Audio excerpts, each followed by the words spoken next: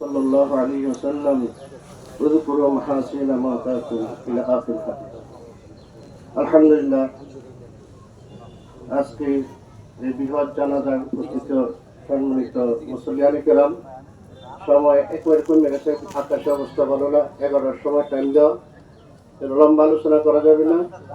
মাওলানা শহীদুল্লাহ একেবারে আমার ছোট্ট করে বাল্যবন্ধু, একটানা একসাথে 6 বছর লেখাপড়া করছি। বাকি ফরিদাবাদ, লালবাগ উনি লেখাপড়া করছি, আমরা লেখাপড়া করছি। আমার জানার মতে অত্যন্ত সহজ সোজা মানুষ। আজকে ওনার জানার মধ্যে যেটা শিক্ষণীয়, এই কথাটা আমরা এলাকাবাসী এবং যারা অতিথি আছে সবাই শুনি। আল্লাহ পাক মানুষের ভাগ্য যা লেখা দেয় তাই হয়।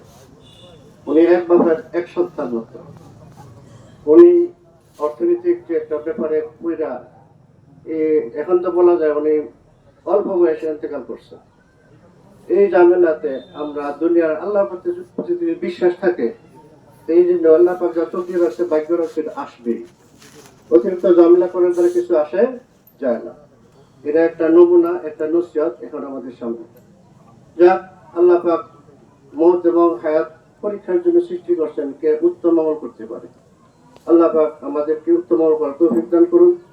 বিশেষ করে মাওলানা শহীদুল্লাহ সাহেবের পারিবারিকভাবে উনি যে আত্মীয় করছেন, নরসিংদী জেলার না পুরা বাংলাদেশের বড় একজন মানুষের সাথে আত্মীয় করছেন। ওনার শ্বশুর হাফেজ মানজুর ইসলাম স্যার সবাই ছিলেন। এরপরে ওনার ছেলেগুলি এইভাবে ধারাবাহিক সব হাফেজ হিসেবে মানুষ মাত্র যেহেতু পরীক্ষা উত্তম আমল করার ব্যাপারে, যেন উনি আল্লাহ পাকের এই পরীক্ষাতে পাস করবেন, এটাই আমি আশা করি।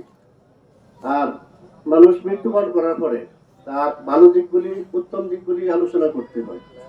আর অন্য যেগুলি আছে জীবনের ভুল ত্রুটি, এগুলি আলোচনা করলে সমাজের ওইটা খারাপ হয়, কোনো লাভ নেই। আমরা ওনার ব্যাপারে ওনার ভালো দিকগুলি আলোচনা করব এবং ওনার পারিবারিকভাবে সবরে জামিল করতে পারে এই কামনা করেই শেষ করছি। আল্লাহ পাক আমাদেরকে মায়েদের জন্য দোয়া করা, মামা জন্য দোয়া করার তৌফিক দান করুন।